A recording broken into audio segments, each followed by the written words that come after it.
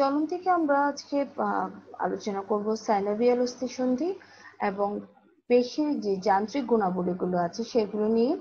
আর সমন্বয় থেকে আমরা আজকে আলোচনা করব নিউরনের প্রকারভেদ, সিনাপস এবং সংশ্লিষ্ট যা আছে সে বিষয়গুলো নিয়ে। তাহলে প্রথমে আসো আমরা সাইনোভিয়াল অস্থিসন্ধি কি এটা একটু দেখি। সাইনোভিয়াল অস্থিসন্ধি এর আগে আমরা একটু বলি যে অস্থিসন্ধিটা কি। অস্থিসন্ধি হচ্ছে আসলে অস্থির সংযোগস্থল, তোমরা বুঝতেই পারছো।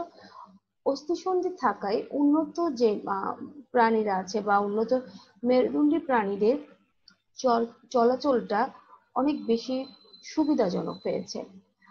অস্থিসন্ধি তিন প্রকারের থাকতে পারে, যেমন ধরো তন্তুযুক্ত অস্থিসন্ধি, কোমলাস্থি যুক্ত অস্থিসন্ধি এবং সাইনোভিয়াল অস্থিসন্ধি। মানে মাথা ছাড়া আমাদের দেহের প্রায় সকল স্থানে এই সাইনোভিয়াল অস্থিসন্ধি দেখা যায়। এই ধরনের অস্থিসন্ধি মানে প্রান্ত, এই যে দেখো এখানে দুইটা অস্থি আছে, এই অস্থিদ্বয় কিন্তু পরস্পরের সাথে সংযুক্ত হয়নি।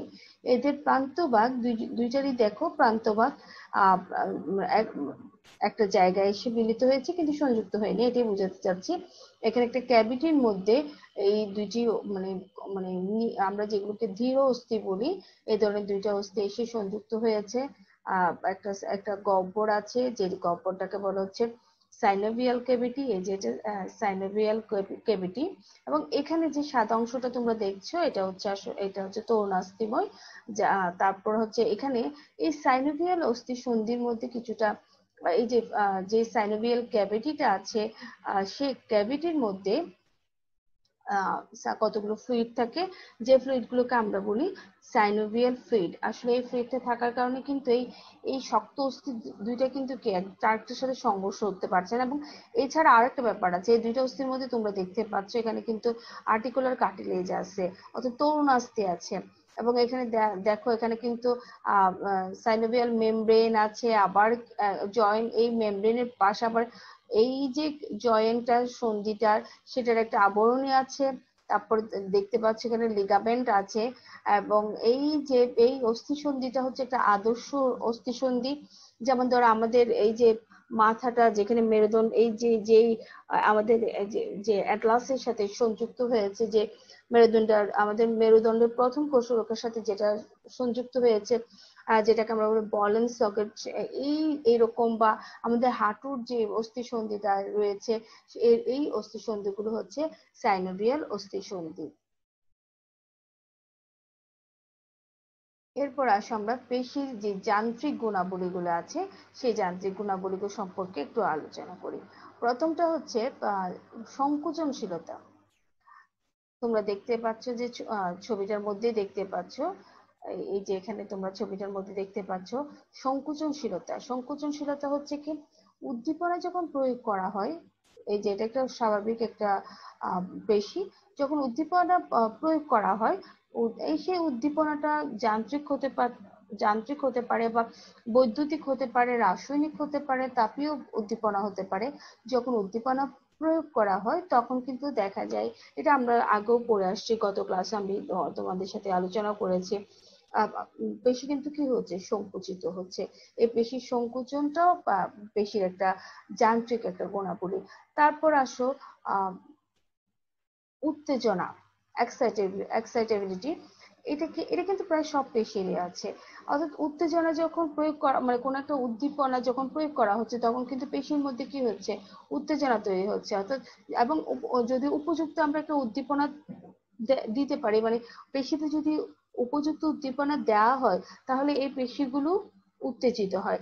যেমন ধরো সামান্য গরম, যেমন 25°C তাপমাত্রায় কিন্তু কি হচ্ছে, পেশি উত্তেজিত হবার মানে যে এই তাপমাত্রাটা কিন্তু পেশিটাকে উত্তেজিত হবার জন্য যে ক্ষমতাটাকে বাড়িয়ে দেয়।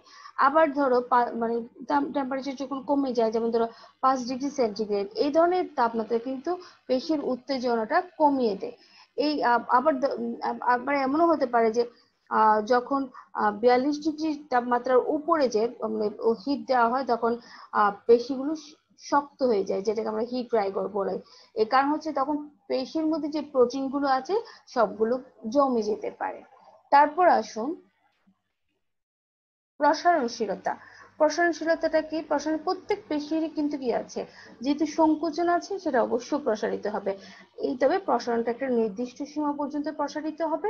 এই এবং এই যে প্রসারণের ক্ষমতাটা, অর্থাৎ আমি বলতে চাচ্ছি প্রসারণের ক্ষমতাটা একটা নির্দিষ্ট সীমা পর্যন্ত এবং পেশি কিন্তু সংকুচিত হওয়ার পরপরই প্রসারিত হয়। এই প্রসারণ হওয়ার এই গুণটাকে আমরা বলছি প্রসারণশীলতা। এরপরে ইলাস্টিসিটি, এই যে দেখতে পাচ্ছ ইলাস্টিসিটি, ইলাস্টিসিটি হচ্ছে আসলে মানে স্থিতিস্থাপকতা। তোমরা জানো, যদি যেমন ধরো একটা ইলাস্টিক ব্যান্ড যদি আমরা ধরি আবার জায়গায় আবার ছেড়ে দিই, তখন কিন্তু কি হচ্ছে, আবার আগের জায়গায় ফিরে আসছে। ঠিক এই কথাটাই আসলে যখন একটা সংকুচিত হচ্ছে তার মধ্যে প্রসারিত হচ্ছে, পেশির মধ্যে যখন স্থিতিস্থাপকতা গুণ আছে বলে সেটা কিন্তু একদম প্রসারণশীল অবস্থায় থাকছে না, সেটা আবার কি সংকুচিত হয়ে যাচ্ছে। এরপর আসো আরো কিছু গুণাবলী আছে, যেমন নিসারতা। নিসারতাকে যেটা আমরা বলছি রিফ্র্যাক্টিভিটি। রিফ্র্যাক্টিভিটি এটা কি? এটা হচ্ছে একটা পেশি যখন একবার মানে একবার উত্তেজনা দেওয়া হয়, অর্থাৎ একবার যখন উত্তেজিত হয় তার পর দ্বিতীয়বার যদি উত্তেজনা দেওয়া মানে খুব দ্রুত যদি আবার আরেকটা উত্তেজনা বা স্টিমুলেশন দেওয়া হয়, তখন দেখা যাচ্ছে সে কিন্তু আর কি হচ্ছে না, উত্তেজিত হচ্ছে না, পেশিটাও উত্তেজিত হচ্ছে না। এই সময়টাকে বলা হচ্ছে নিসারতা। নিসারতার সময়কালটা খুবই নগণ্য হয়। এর পরে আসো টুনাসিটি। টুনাসিটি, টুনাসিটি হচ্ছে যখন আহ একটা মানে একটি দেহে পেশিগুলো সবসময় কিন্তু একটা টেনশনে থাকে, একটা স্নায়ুর সাথে টেনশন মানে একটা টেনশনে থাকে। এটা যতটাই প্রসারিত হোক না কেন তার মধ্যে একটা কি আছে, প্রসারণের মানে অনেকগুলো প্রসারণটা কিন্তু কি বলা যায়, আহ যতই প্রসারিত হোক তার মধ্যে একটু সংকোচন ভাবটা থাকে। এর কারণটা হচ্ছে আসলে তার একটা স্নায়ু থাকে, স্নায়ুর সাথে যতদিন পর্যন্ত আমাদের পেশির সংযুক্ত থাকে, মানে ঢিলে হয়ে না যায়। যখন বয়স বাড়ে তখন সবার মাসেল গুলো, এই যে স্কিনের উপর একটা কি পড়ে, একটা রিঙ্কল পড়ে অনেকটা, এই রিঙ্কল পড়াটাও কিন্তু টোনাসিটি কমে যাওয়ার কারণে। কারণ আস্তে আস্তে স্নায়ুটা কিন্তু কি হচ্ছে, যখন লুজ হয়ে যাচ্ছে তখন টোনাসিটিটা কমে যায়। অর্থাৎ পেশির ধর্মটা আমরা জানি কি এটা সংকুচন এবং প্রসারণ হবে, তবে দেহের সকল পেশি কোনো সময় বা কোনো আহ একটি নির্দিষ্ট সময়ের জন্য একই সাথে প্রসারিত হয় না, আবার একই সাথে কি হচ্ছে না, সংকুচিত হচ্ছে না। কোথায় সংকুচন, কোথায় প্রসারণ দেখা যাচ্ছে। পেশি যখন প্রসারিত হয় তা কিন্তু বাহ্যিকভাবে সংকুচনের কোনো আলামত মানে আমরা না দেখলেও, প্রদর্শিত না হলেও পেশির সংকুচন ক্ষমতাটা থেকে যায়। এই যে সংকুচন ক্ষমতাটা থেকে যাচ্ছে, এই যে অবস্থাটা, আহ সেটাই হচ্ছে মানে আংশিক সংকুচি যে ক্ষমতাটা, সেটাই হচ্ছে টোনাসিটি। পরিবাহিতা, পরিবাহিতা, পরিবাহিতা আছে বলেই কিন্তু যখন স্নায়ু থেকে উদ্দীপনাটা আসছে তখন কিন্তু কি হচ্ছে, একই মানে ওই উত্তেজনা, উত্তেজনা যদি শক্তিশালী হয় তখন দেখা যাচ্ছে যে একদম কোনো সময় নষ্ট না করে পুরো পুরো পেশিতে, পুরো প্রান্তে এটা কি হয়ে যাচ্ছে, পেশি মানে অন্য চারিদিকে ছড়িয়ে পড়ছে। এই উত্তেজনা কিন্তু অন্যান্য পেশির চেয়ে কঙ্কাল পেশির বা কঙ্কাল পেশির মধ্যেই সবচেয়ে বেশি দেখা যায়। তবে আরেকটা ব্যাপার আছে, যেমন ধরো শীতল রক্ত বিশিষ্ট প্রাণীর পেশিতে দেখা যাচ্ছে উত্তেজনা পরিবহনের গতিটা হচ্ছে প্রতি সেকেন্ডে 3 থেকে 4 মিটার, আবার মানুষের ক্ষেত্রে দেখা যাচ্ছে এটা 6 থেকে 15 মিটার প্রতি সেকেন্ডে। এখন আসো টুইচ, যেটা আমরা বলছি সরল বা স্বাভাবিক সংকোচন। এই টুইচটা কি?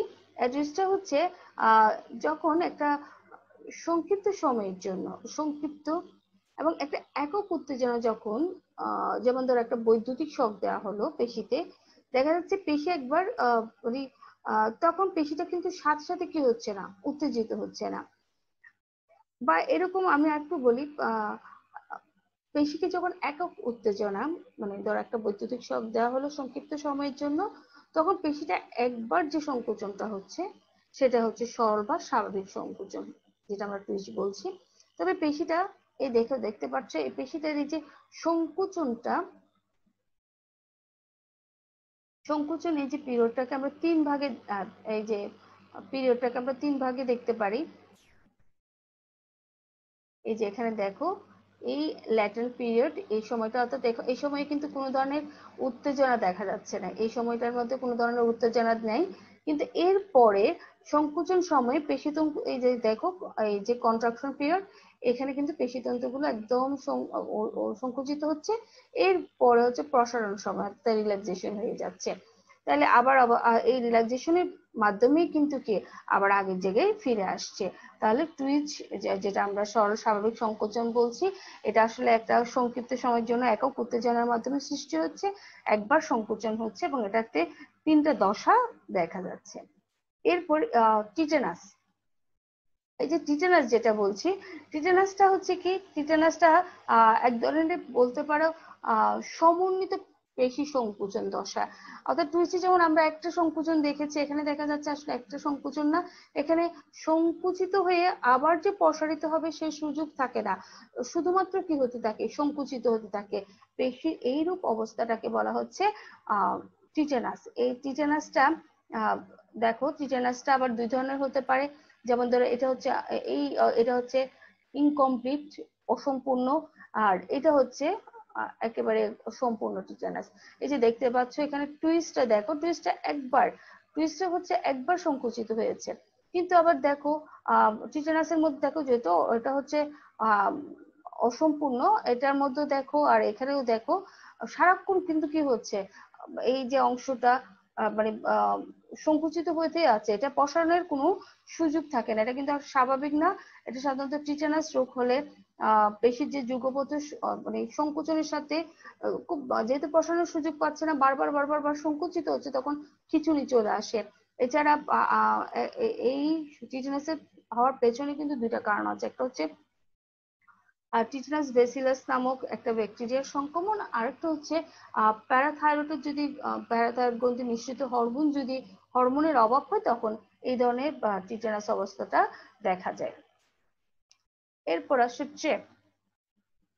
একটা নির্দিষ্ট সময় অন্তর একই শক্তির, মানে এটা একই শক্তি যদি উত্তেজনা, একই শক্তির উত্তেজনা দ্বারা পেশিতন্তুগুলি যদি উত্তেজিত হতে থাকে, তাহলে পর্যায়ক্রমিক পেশি সংকোচন। এই যে দেখো, যখন একটা নির্দিষ্ট সময়, একটু নির্দিষ্ট সময়, একটা সময়টা নির্দিষ্ট, এবং আমরা যে স্টিমুলা মানে উদ্দীপনাটা দিব, সেই উদ্দীপনাটা কিন্তু কি নির্দিষ্ট, তখন দেখা যাচ্ছে কি এই যে পেশির যে সংকোচনটা, সেই সংকোচনটা পর্যায়ক্রমিক, এরকম সিঁড়ির ধাপের মতো করে এই পেশিটা সংকুচিত হচ্ছে, যেটাকে বলা হচ্ছে ট্রেপ ট্রেপ বা অ্যাস্টারাকাস প্রপঞ্চ।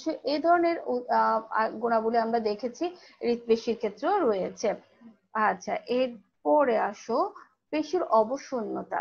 পেশির অবসন্নতা মানে ফ্যাটিক, এটা কি, যখন দেখা যাচ্ছে দীর্ঘ সময় ধরে পেশিতন্তুগুলো উত্তেজিত অবস্থায় আছে, তখন দেখা যাচ্ছে কি এদের মানে উত্তেজনা হচ্ছে, সংকুচিত হচ্ছে, তখন দেখা যাচ্ছে ওদের মধ্যে যে সংকুচন ক্ষমতাটা ধীরে ধীরে কি হচ্ছে, কমতে থাকে। পেশি সংকুচন ক্ষমতা একেবারে কমে গিয়ে যখন প্রসারিত হয়ে পড়ে, এই যে সংকুচন হচ্ছে, যখন এটা প্রসারিত হয়ে যাচ্ছে, তখন পেশিটার যে অবস্থা সেটাকে বলা হচ্ছে ফেটিক। এই যে দেখো ফেটিক, যেমন এখানে আমি স্টিমুলের একটু দেখিয়েছি, স্টিমুলে দেওয়া হচ্ছে, এটা হচ্ছে আইসোমেট্রিক টেনশন, আইসোমেট্রিক। এরপরে দেখো এখানে এই যে আইসোমেট্রিক দাও স্টিমুলি দেওয়া, হঠাৎ করে অনেকক্ষণ সংকোচন হওয়ার পর দেখা যাচ্ছে অনবরত কিন্তু কি হচ্ছে, সংকোচন ক্ষমতা যখন কমে যায়, তখন এটা হয়। এটার দুইটা কারণ হতে পারে, একটা হচ্ছে পেশি সংকোচনে যে শক্তির প্রয়োজন সেটা যদি কমে যায়, আরেকটা হচ্ছে পেশি কোষে যখন ল্যাকটিক অ্যাসিডের মাত্রাটা বেড়ে যায়, তখন পেশির অবসন্নতা দেখা যায়। তবে যখন আবার পুনরায় শক্তিটা সঞ্চিত হয়, তখন আবার পেশির অবসন্নতাটা দূর হয়ে যায়।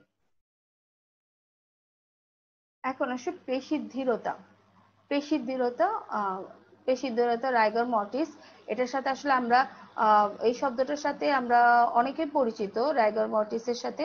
রাইগার মর্টিস এই যখন যারা একটু ডিটেকটিভ বই টই পড়ো, তোমরা দেখবে গোয়েন্দারা রাইগার মর্টিস কখন হয়েছে এটা দেখে খুনের আলামত খুঁজে তো এখন আসলে পেশি দৃঢ়তাটা বা রাইগর মর্টিস এটা আসলে কি? এটা হচ্ছে মৃত্যুর পর পেশিটা দৃঢ় হয়ে যায়, শক্ত হয়ে যায়। কেন শক্ত হয়ে যায়? আসলে একজন মানুষ যখন মারা যায় বা একটা প্রাণী যখন মারা যায়, মারা যাওয়ার 2 ঘন্টা পর এটার যে গ্লাইকোজেন আছে সেগুলো শেষ হয়ে যায়। গ্লাইকোজেন যখন শেষ হয়ে গেলে এটিপি আর উৎপন্ন হয় না। এটিপি কিন্তু কি করছে আমরা দেখেছি এখানে, যে এটিপি যদি না হয় তাহলে মায়োসিন যে অ্যাক্টিনের সাথে ক্রস ব্রিজ ক্রস ব্রিজ মেকানিজমটা সংগঠিত হচ্ছে, সেই মেকানিজমটা থেকে হচ্ছে কি মাথাটা সংযুক্ত হচ্ছে, আবার কি ফিরে আসছে অন্য একটি সাইডে সংযুক্ত হচ্ছে বা রেস্টিং পর্যায়ে চলে যাচ্ছে মায়োসিনের মস্তকটা। কিন্তু যখন এটিপি থাকবে না, এটিপি শেষ হয়ে যাবে, তখন দেখা যাচ্ছে অ্যাক্টিন এবং মায়োসিনের যে ক্রস ব্রিজ ক্রস ব্রিজের যে ক্রিয়াস্থানটা, সেই স্থানটা চিরস্থায়িত্ব পাচ্ছে, অর্থাৎ ক্রস ব্রিজটা আর মুক্ত হচ্ছে না, সেজন্য কি হচ্ছে পেশিগুলো শক্ত হয়ে যাচ্ছে। তবে আবার দেখা যায় কি 12 থেকে 36 ঘন্টার পরে রাইগর মর্টিসটা আর থাকে না, মৃতদেহটা তখন নরম হয়ে যায়। এর কারণটা হচ্ছে কি নমনীয় হয়ে যায়। এর কারণটা হচ্ছে ওই সময় কিন্তু দেখা যাচ্ছে কি বিভিন্ন ধরনের অণুজীব এবং এনজাইমের ক্রিয়া শুরু হয়ে যায়, যার কারণে মানে রাইগর মর্টিসটা শেষ হয়ে যায়। রাইগর মর্টিস যখন শুরু হয় তখন দেখা যাচ্ছে এটিপি এবং ক্রিয়েটিনের মান যখন তোমার 85% থেকে 85% এটিপি এবং ক্রিয়েটিন যখন 30% কমে যাচ্ছে, তখন কিন্তু রাইগর মর্টিস উপসর্গ সমূহ দেখা যায়। কেন? তোমাদেরকে আমি শক্তির যে উৎস, পেশির যান্ত্রিক শক্তির যে উৎস, সেখানে আমি এটিপি এবং ক্রিয়েটিনের কথা বলেছিলাম, তোমাদের নিশ্চয়ই মনে আছে। আসলে এই দুইটা হচ্ছে কি, ক্রিয়েটিন যেমন এটিপি সাপ্লাই করছে, আবার ক্রিয়েটিন কমে গেলে এটিপি কিন্তু এটিপি ক্রিয়েটিন ফসফেট তৈরি করতে সাহায্য করছে, এবং এই দুইটা জিনিস কিন্তু কি করছে আমাদের কিন্তু একেবারে মানে নিরবিচ্ছিন্ন ভাবে এটিপি সরবরাহ করছে, যার ফলে পেশিটা সংকুচিত প্রসারিত হতে পারছে। তাহলে আসো এবার আমরা সমন্বয় এই অধ্যায় হতে বিভিন্ন বিষয় নিয়ে আমরা একটু আলোচনা করি। সমন্বয়, এই সমন্বয়টা বলার আগে জীবের একটা বিশেষ বৈশিষ্ট্য বা অনন্য বৈশিষ্ট্য হচ্ছে জীব উদ্দীপনায় সাড়া প্রদান করতে পারে। উদ্দীপনায় সাড়া প্রদান করার মাধ্যমে কিন্তু তার বাইরের পরিবেশ এবং ভেতরের পরিবেশের সাথে একটি সুন্দর সমন্বয় গঠন করতে পেরেছে। এই যে সমন্বয়টা, উত্তেজনায় যে সাড়া প্রদান করে সমন্বয়টা গঠন করেছে, এই সমন্বয় গঠন করার মাধ্যমে সে যেরকম পরিবেশের মধ্যে বিভিন্ন পরিবেশে টিকে থাকতে পারছে, ঠিক তেমনি তার দেহের ভেতরে বিভিন্ন কর্মকাণ্ড বা বিভিন্ন অঙ্গতন্ত্রের মাধ্যমে একটা সহযোগিতামূলক পরিবেশ সৃষ্টি করতে পেরেছে, সুন্দরভাবে সুষ্ঠুভাবে দেহের সকল কর্মকাণ্ড সম্পন্ন করতে পেরেছে। এই যে প্রক্রিয়াটা, অর্থাৎ যে প্রক্রিয়ায় বিভিন্ন অঙ্গতন্ত্রের পারস্পরিক সহযোগিতামূলক কাজের মাধ্যমে দেহের সকল কর্মকাণ্ড সুষ্ঠুভাবে সম্পন্ন হচ্ছে, সেই প্রক্রিয়াটাকে বলা হচ্ছে সমন্বয়।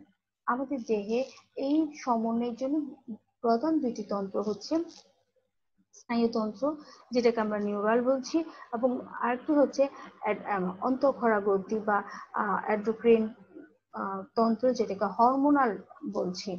তাহলে আমরা প্রথমে স্নায়বিক সমন্বয়ের একেবারে গঠন এবং কার্যিক যে এককটা নিউরন নিয়ে আলোচনা করছি। আমাদের স্নায়ুতন্ত্রে একটু বলে রাখি, প্রায় 100 বিলিয়ন নিউরন ধারণ করে।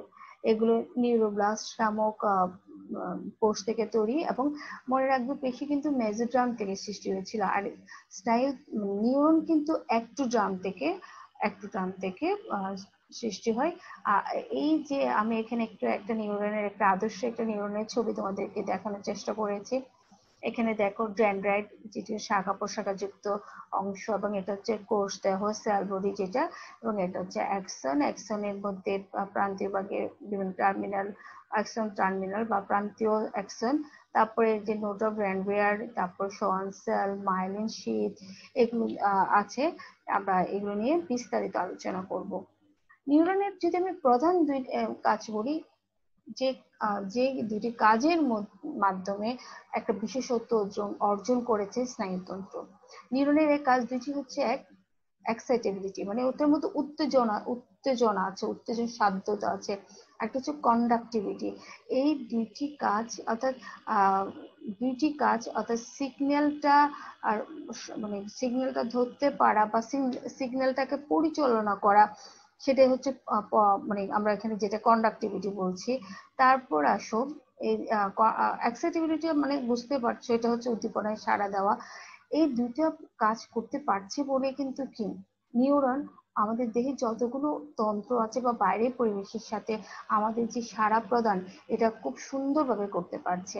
নিউরনের গাঠনিক প্রধান দুইটা অংশ হচ্ছে সোমা বা কোষদেহ, এবং অন্যটি হচ্ছে প্রলম্বিত অংশ, যেটাকে আমরা দুই ভাগে ভাগ করছি, একটা হচ্ছে ড্যান্ড্রন এবং অন্যটি হচ্ছে অ্যাক্সন। এখন আমরা কোষদেহ নিয়ে একটু আলোচনা করি। কোষদেহটা বিভিন্ন আকৃতি হতে পারে, এটা তিন কোণাকার হতে পারে, এটা নক্ষত্রের মতো হতে পারে। এই যে এই এই এটা দেখো, এটা অনেকটা নক্ষত্রের মতো।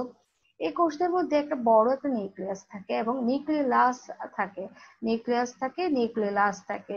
কিন্তু আহ এখানে কিন্তু কোনো ধরনের সেন্ট্রোজোম থাকে না। সেন্ট্রোজোম না থাকার কারণে কিন্তু নিউরন কিন্তু নিউক্লিয়াসটা বিভাজিত হতে পারছে না। এবং আমাদের জন্মের পূর্বে অর্থাৎ আর কোনো যে আমাদের ভ্রূণাবস্থায় যে নিউরনগুলো সৃষ্টি হয়, এরপরে কিন্তু আর আমৃত্যু আর কোনো নিউরন সৃষ্টি হয় না। বরঞ্চ আমরা যখন বয়স বাড়ে তখন দেখা যাচ্ছে নিউরন আরো সংখ্যায় কমে যাচ্ছে। আচ্ছা, যাই হোক, এখন আমরা দেখি এখানে আর কি কি আছে। এই যে দেখতে পাচ্ছ এখানে অনেক এরকম কতগুলো অংশ আছে, যেগুলোকে বলা হচ্ছে নেজাল বডি বা নেসল দানা। এটা কি? এটা আসলে অনেকগুলো রাইবোজোম ধারণ করে। রাইবোজোম ধারণ করা মানে বুঝতেই পারছো এখানে হচ্ছে কি প্রোটিন সংশ্লেষণ করছে। এরপরে আসো এখানে হচ্ছে মাইটোকন্ড্রিয়া থাকবে। যেহেতু আমাদের নিউরনের কাজ অনেক, আমরা নিউরন কিন্তু প্রচুর কাজ করছে, সেজন্য অনেক বেশি শক্তির প্রয়োজন। এই শক্তির জন্য এখানে কি আছে, এই শক্তির প্রয়োজন বেশি বলে এখানে কিন্তু কি অনেকগুলো কি মাইটোকন্ড্রিয়া থাকে। এরপরে আছে নিউরোফিলামেন্ট, নিউরোটিউবুল, এরকম এই যে দেখতে পাচ্ছ তোমরা, এটা পুরো এটা কিন্তু অ্যাক্সন ছাড়া এটা ড্যানড্রাইটও থাকে এবং সেল বডিতে থাকে। এরকম ফিলামেন্ট গুলো একটা জালিকাকার গঠন তৈরি করেছে। এখানে আরেকটা লাইসোজোম আছে বা সেলের যে যে অংশগুলো আছে, এখানে মোটামুটি সবগুলো আছে। আমরা ডেনড্রাইট আরেকটু আলোচনা করব। ডেনড্রাইটের এখানে বেস, তারপরে এই যে স্পাইন বলা হচ্ছে, এটাকে ডেনড্রাইটিক স্পাইন বলা হচ্ছে, লাইসোজোম আছে। আর হচ্ছে অ্যাক্সন হিলক। এই যে অ্যাক্সন হিলক, এটা কি? অ্যাক্সন হিলক হচ্ছে এখানে কিন্তু এক কথায় হচ্ছে অ্যাকশন নির্গত হবে, এখান থেকে অ্যাকশনটা তৈরি হবে। অর্থাৎ তবে আমি এক সুন্দর করে যদি বলি, এটা হচ্ছে কোষদেহের নিজল দানাবিহীন যে অংশ, যেখান থেকে অ্যাকশনটা উৎপন্ন হচ্ছে, সেটাকে বলা হচ্ছে সেই সেইটাকে বলা হচ্ছে এই অ্যাকশন হিলক। আর এখানে দেখতে পাচ্ছ একটু হলুদ রং করে দিয়েছে, এটা হচ্ছে মাইলিন শীট। আমরা এগুলো নিয়ে একটু পরে আলোচনা করছি। এরপর আসো যে প্রলম্বিত অংশ আমরা দুটো পড়েছি, একটা ছিল ড্যানড্রাইট এবং অন্যটি ছিল অ্যাক্সন। তাহলে ড্যানড্রাইট এবং অ্যাক্সন, আমরা ড্যানড্রাইট তো চিনতে পারছি। ড্যানড্রাইট হচ্ছে যে শাখা প্রশাখাযুক্ত যে অংশটা কোষদেহ থেকে বের হয়েছে, সেগুলোকে ড্যানড্রাইট বলছি। আর অ্যাক্সনটা হচ্ছে যেটা অশাক যে অংশটা বের হয়েছে, এটা হচ্ছে ড্যানড্রাইট। এখানে দেখো আমরা অ্যাক্সন মূলত কি কি আছে আমরা একটু এখানে দেখতে পাচ্ছ। অ্যাক্সনের মধ্যে দেখো এখানে এই যে সেলটা আমি প্রথমে মাইলিন শীটটা, এই যে অংশটা, এই যে এই অংশটা, এটাকে মাইলিন শীট বলা হচ্ছে। এই অ্যাক্সনের উপরে যে অংশটা থাকে, অর্থাৎ অ্যাক্সন, আমি আর একটু বলি, অ্যাক্সন ভেতরে যে সাইটোপ্লাজম থাকে সেগুলোকে এক্সোপ্লাজম বলা হয়। এবং এটাকে যে প্লাজমা মেমব্রেন দ্বারা এটা আবৃত থাকে, সেটাকে এক্সোলেমা বলা হয়। আবার অ্যাক্সন নিউরোলেমা দ্বারা, এই যে এক্সোলেমা, এর অ্যাক্সনটা আবার নিউরোলেমা দ্বারা পরিবেষ্টিত থাকে। ঠিক আছে, এখন অনেক ক্ষেত্রে নিউরোলেমার ভেতরে আরেকটা আরেকটা মানে স্নেহ বস্তু বা চর্বি জাতীয় পদার্থ দ্বারা তৈরি আরেকটা আবরণী থাকে, যেটাকে বলা হচ্ছে মায়েলিন শীট বলা হচ্ছে। মায়েলিন শীট বলা হয়ে থাকে এই সোয়ান সেল, যেটা সোয়ান সেল থেকে মায়েলিন শীটটা তৈরি হয়ে থাকে। উপরে যেটা এটা সোয়ান সেল থেকে তৈরি হয়ে থাকে। অনেকগুলো অ্যাক্সনে মাইলিন শিট থাকে না, সে তাদেরকে নন মায়োলিনেটেড বলা হয়। আর যাদের আছে সে তাদেরকে মায়োলিনেট বলা হয়, মায়োলিনেট বলা হয়। অর্থাৎ যেটাতে থাকবে না সেটা হচ্ছে নন মায়োলিনেটেড, আর যেটার মধ্যে থাকবে সেটাকে হচ্ছে মায়োলিনেটেড। এখন আসো, এটা হচ্ছে শুধু আমরা অ্যাক্সনের যে অংশটা সেটা একটু দেখছি। অ্যাক্সনের মধ্যে দেখো এখানে কি আছে, অ্যাক্সন হিলকের কথা আমি বলেছিলাম। অ্যাক্সন থেকে যে শাখাগুলো বের হয় সেগুলোকে কোল্যাটারাল বলা হয়, পার্শ্বীয়ভাবে যে শাখাটা বের হয়। এবং এখানে এই যে প্রান্তগুলো এখানে দেখো একদম টার্মিনাল ব্রাঞ্চে এসে যে এটা টেলোডেনড্রিয়নও বলা হয়, টেলোডেনড্রিয়ন বলা হয়। আর এই যে এখানে কতগুলো মানে থলির মতো অংশ থাকে যেগুলোকে বলা হচ্ছে সিনাপটিক নব। অর্থাৎ এই যে টেলোডেনড্রিয়নের যে স্ফীত যে অংশগুলো আছে এগুলো হচ্ছে সিনাপটিক ভেসিকল, অনেক জায়গায় সিনাপটিক নব বলা হয়, যে সিনাপটিক নব, এটা হচ্ছে সিনাপটিক নব, ঠিক আছে। আর সিনাপটিক নবের ভেতরে যে অংশগুলো আছে, যে থলের মতো অংশ থাকে, সেগুলোকে বলা হচ্ছে সিনাপটিক ভেসিকল। এই সিনাপটিক ভেসিকলের মধ্যে আমরা জানি কি এসিটাইল কোলিন থাকে। এখন আসো নিউরনের প্রকারভেদ। নিউরন কিন্তু বিভিন্ন ভাবে, এটা যেমন ধরো প্রলম্বিত অংশের উপর, প্রবর্ধকের উপর নির্ভর করে নিউরনকে 5 ভাগে ভাগ করা যায়। যেমন ইউনিপোলার, ইউনিপোলার মানে বুঝতে পারছো যেখানে একটা মাত্র কি আছে, একটা মাত্র প্রলম্বিত অংশ আছে, সেটাকে বলা হচ্ছে ইউনিপোলার। হ্যাঁ, আর বায়োপোলার, ইউনিপোলারটা সাধারণত দেখা যাচ্ছে সেন্সরি যে সংবেদী যে স্নায়ুগুলো সেগুলোর মধ্যে এটা দেখা যায়। তারপর আসো বায়োপোলার। বায়োপোলার হচ্ছে এটার মধ্যে দেখো এই যে কোষদেহ কিন্তু একটি, কিন্তু দুই পাশে দুইটি কি বের হয়েছে, দুইটি প্রলম্বিত অংশ বের হয়েছে। এইটাকে বলা হচ্ছে বায়োপোলার। এই বায়োপোলার স্নায়ু কোষগুলো আমাদের রেটিনাতে থাকে, তারপর হচ্ছে নাসিকায় থাকে। এরপরে আসো মাল্টিপোলার। মাল্টিপোলার এখানে দেখতে পাচ্ছ, মাল্টিপোলার আসলে এই ছবিটাই আমরা অনেক দেখে থাকি। এখানে হচ্ছে কি কোষদেহ থেকে অনেক প্রলম্বিত অংশ থাকে, এদের একটি হচ্ছে অ্যাক্সন, অন্যটি হচ্ছে কি অন্যগুলো হচ্ছে কিন্তু ডেনড্রাইট। এখানে কিন্তু তোমরা ডেনড্রাইটটা দেখতে পাওনি, এখানে শুধুমাত্র অ্যাক্সনটাই বলা যায় দেখতে পেরেছো। এটাই হচ্ছে কি ডেনড্রাইট। এই মাল্টিপোলারটা, মাল্টিপোলার এইটা আমাদের মস্তিষ্কে পাওয়া যায়, স্পাইনাল কর্ডে এই স্নায়ুকোষগুলো পাওয়া যায়। আরেকটা যে সিডোপোলার, সিডো ইউনিপোলার। সিডো ইউনিপোলারটা হচ্ছে আসলে প্রথম প্রাথমিক অবস্থায় এখানে দুইটা প্রলম্বিত অংশ থাকে, কিন্তু পরবর্তীতে দেখা যাচ্ছে এগুলো একটিতে পরিণত হয়েছে। তখন মনে হয় যে না একটা কোষ দেহ আর কি দুইটা, মানে দুইটা এখানে বোঝা যায় না, এটাকে মনে হচ্ছে একটাই মিলিত হয়ে একটি একটি অংশে পরিণত হয়ে গেছে। এটাকে বলা হচ্ছে সিউডো ইউনিপোলার। এগুলো ক্রেনিয়াল নার্ভের গ্যাংলিয়নের মধ্যে পাওয়া যায়। নিউরনের যে শীট, আমরা যে মায়োলিনের কথা বললাম, অর্থাৎ নিউরনের অ্যাক্সনের যে চর্বি জাতীয় যে পর্দাটা থাকে, আর সেই পর্দাটা অর্থাৎ নিউরোলেমার নিচে যে পর্দাটা থাকে সেই পর্দাটাকে বলা হচ্ছে মায়োলিন। এটা যেই যেই নিউরনগুলোর অ্যাক্সনে মায়োলিন শীটটা দেখা যায় তাদেরকে আমরা বলছি কি মায়োলিনেটেড বা মায়োলিন যুক্ত নিউরন। এবং যাদের মধ্যে এই মায়োলিন শীটটা নাই, এই যে দেখতে পাচ্ছ, তাদেরকে আমরা বলছি নন মায়োলিনেটেড, নন মায়োলিনেটেড নিউরন। এরপর আসো কাজের ভিত্তিতে নিউরন আবার বিভিন্ন ধরনের হয়ে থাকে, যেমন কি কাজ করছে, কোন ধরনের কাজ করছে। যেমন ধরো সেন্সরি, যেটা আমরা সংবেদী বলি, এটাতে দেখা যাচ্ছে রিসেপ্টর অঙ্গ থেকে উদ্দীপনাটা কোথায় নিয়ে যাচ্ছে, কেন্দ্রীয় স্নায়ুতন্ত্রে নিয়ে যাচ্ছে, এটাকে বলা হচ্ছে সেন্সরি। আর রিলে, রিলেটা কি করছে, রিলে বা এই যে এই অংশটা, রিলেতে দেখো এখানে অ্যাক্সন আছে, তারপর হচ্ছে অনেকটা ইন্টারনিউরন। এটা কিন্তু কি করছে, এটা সেন্সরির কাজও করছে আবার মোটর, দুইটারই কাজ করছে, সেজন্য এটাকে সংযোগী স্নায়ু বা রিলে বলা হয়ে থাকে। মোটরটা হচ্ছে আজ্ঞাবাহী, অর্থাৎ সে কিন্তু কি করছে, সে আজ্ঞাটা নিয়ে, ঠিক উল্টা সেন্সরির উল্টা, সে কেন্দ্রীয় স্নায়ু থেকে আজ্ঞাটা নিয়ে কোথায় চলে আসছে, সে ইফেক্টর যে অর্গানে আছে সেখানে উদ্দীপনাটা বহন করছে। এটাই হচ্ছে মোটর। আমরা একদম নিউরনের এই একটু পর্যন্ত আমরা দেখলাম।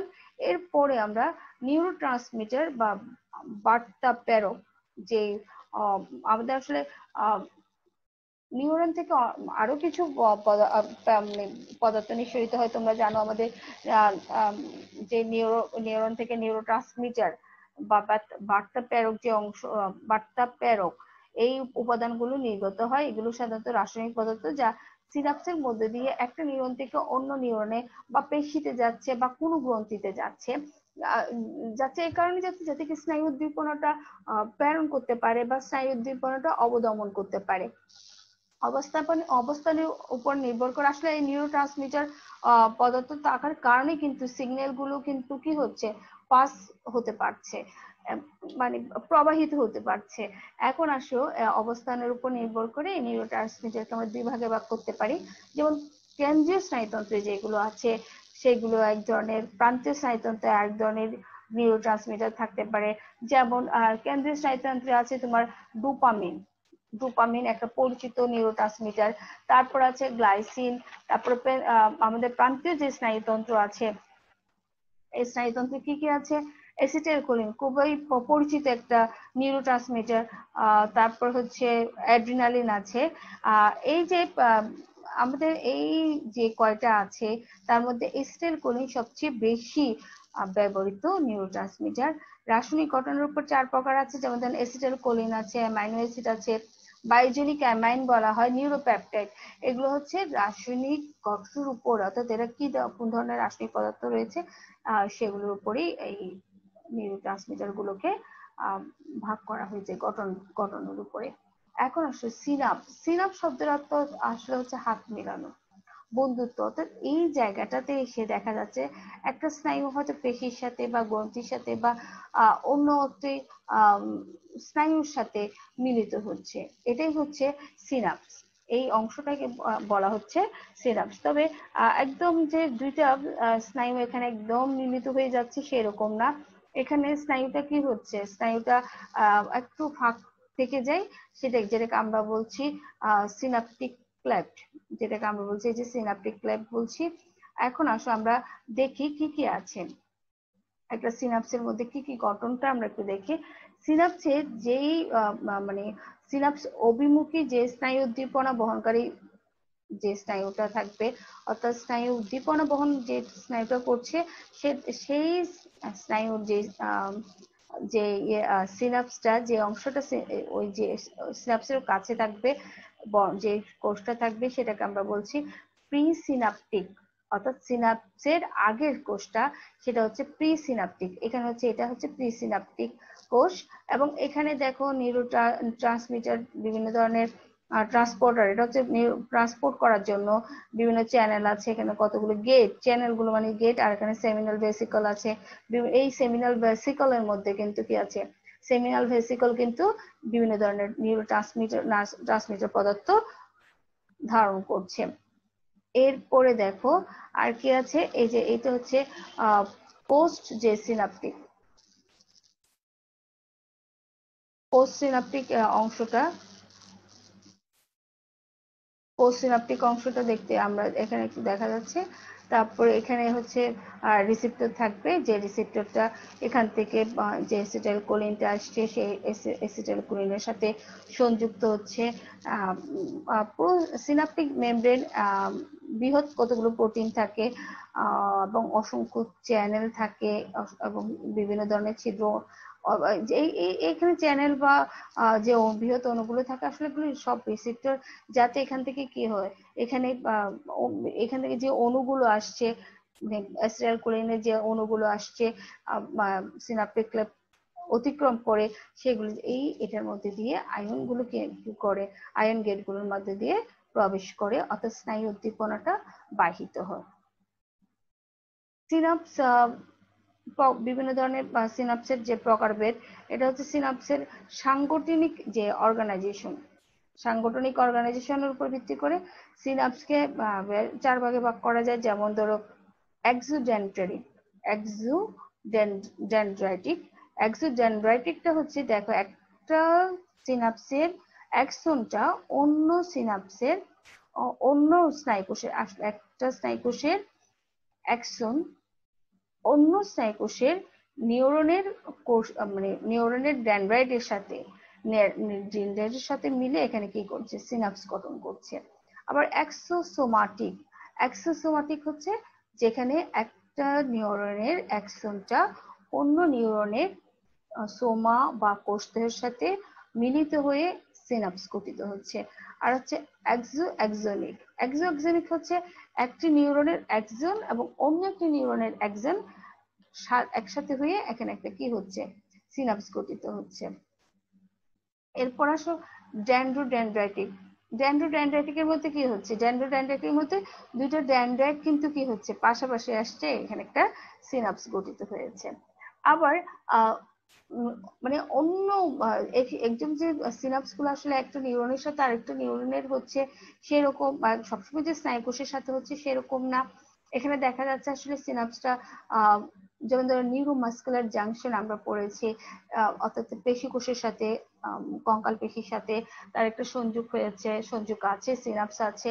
আবার বিভিন্ন গ্ল্যান্ডুলার, নিউরো গ্ল্যান্ডুলার অংশের সাথেও কিন্তু কি হয়, সিনাপস গঠন করে। এখানে আমরা দেখতে পাচ্ছি এটা হচ্ছে আরেক, মানে এই যে সিনাপসটা আমরা এখানে দেখা যাচ্ছে এই যে একটা নিউরন অন্য একটা নিউরনের সাথে এখানে একটা কি সিনাপস গঠিত হয়েছে। ঠিক তেমনি আমরা যেটা পড়েছিলাম নিউরোমাস্কুলার জাংশনটা স্কেলটন মাসল ফাইবারের সাথে এটা গঠিত হয়েছে। তারপর হচ্ছে এখানে হচ্ছে যে গ্ল্যান্ড সেল গুলো বা গ্রন্থি কোষ আছে, নিউরোগ্ল্যান্ডুলার সিনাপসটা এখানে যে গ্ল্যান্ড কোষের সাথে সিনাপসে সংযুক্ত হয়ে এখানে যে সিনাপটিক নবগুলো সংযুক্ত হয়ে এখানে একটা কি সিনাপস গঠিত হয়েছে। আমরা একদম শেষ পর্যায়ে